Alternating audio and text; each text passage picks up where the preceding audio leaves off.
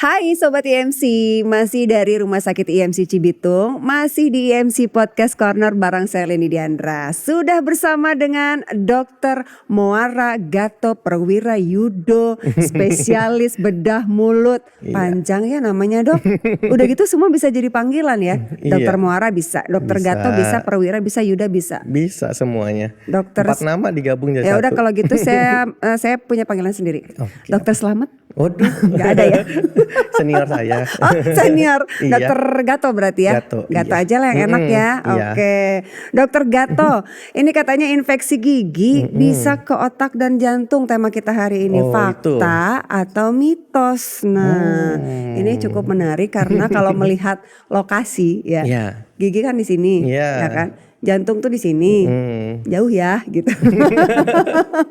Kok bisa gitu? Udah gitu biasanya kan penyakitnya beda ya. Maksudnya kalau di gigi kan ya urusannya kayak orang kan biasanya banyaknya commonnya adalah sakit gigi, nyeri gitu ya, atau gusi, bengkak, lain-lain. Sementara jantung itu kesannya kan sesuatu yang sangat menakutkan, mematikan. Kalau misalnya ini nyambung, berarti sakit gigi apakah bisa juga mematikan? Itu kan pertanyaannya dok ya.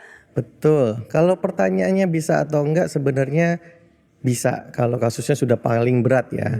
Tapi kalau untuk penjalarannya sebenarnya simpelnya ya kalau dibilang fakta atau mitos itu sebenarnya fakta. Jadi memang bisa mengenai ke arah jantung atau mengenai ke arah otak. Tapi kembali lagi itu mekanismenya butuh waktu dan butuh istilahnya kalau itu perawatannya nggak dilakukan atau tidak dilakukan pengobatan ya nanti keparahannya yang akan menyebabkan komplikasinya seperti itu. Jadi sebenarnya kembali lagi sebenarnya bukan ke arah apakah bisa sampai kena jantung atau enggak, tapi komplikasinya mengenai jantung dan mengenai kepala atau otaknya. Nah itu kasus gigi yang seperti apa yang akhirnya bisa komplikasi seperti itu? Kalau yang giginya itu sebenarnya yang misalkan infeksi berat. Infeksi berat tuh bisa banyak macamnya, misalkan gigi bungsunya kan miring. Nah terus ternyata sudah miring lubang lagi. Jadi biasanya pasien datang udah keluarnya sakit nyeri.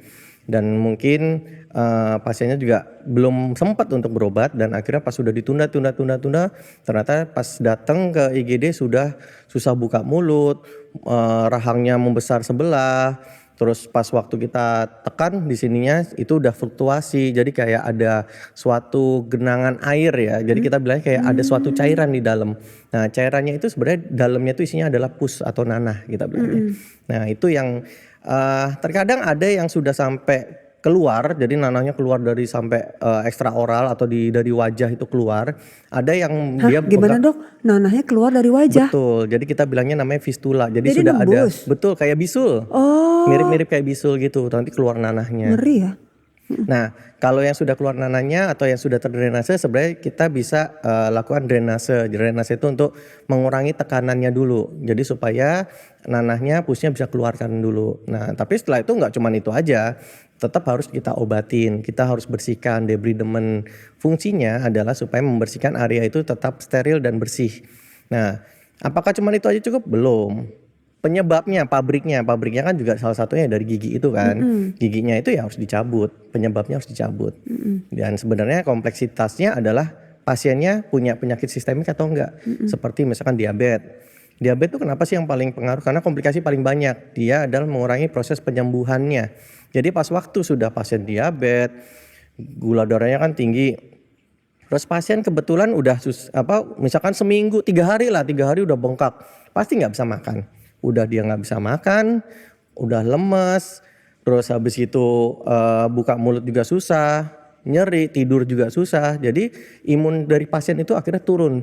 Jadi akhirnya bakteri itu tidak ada yang lawan, tidak ada yang melakukan perlawanan karena tubuh sendiri sudah tidak bisa membantu untuk istilahnya perang dengan bakterinya. Dokter sering nemu yang kayak gitu dok? Banyak di Indonesia cukup banyak. Kalau kita mah kan orang awam kayaknya baru denger ya ada infeksi nembus gitu kan. Tapi banyak ya dok ternyata. Banyak, cukup banyak. Emang itu asal muasalnya tuh asal muasal. Itu kenapa sih awalnya tuh dok sakit gigi biasa atau ada indikasi penyakit tertentu? Sakit gigi biasa tapi yang ya tidak dilakukan perawatan atau yang dibiarkan begitu aja.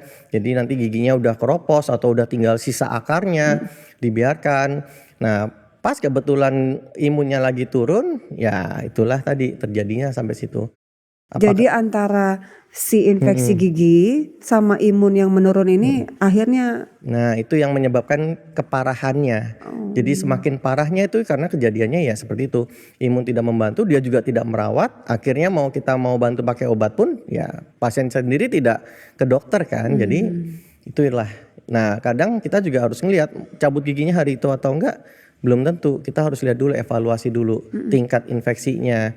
Kita bilangnya SIRS, jadi ada tingkat keparahan dari infeksinya yang kita indikasikan. Kalau misalkan pasien itu belum stabil, ya kita belum bisa lakukan pencabutan atau operasi atau tindakan tertentu yang dimana untuk mengurangi infeksinya. Biasanya kita akan bantunya dengan antibiotik terlebih dahulu. Ya. Terus kita evaluasi, kita observasi.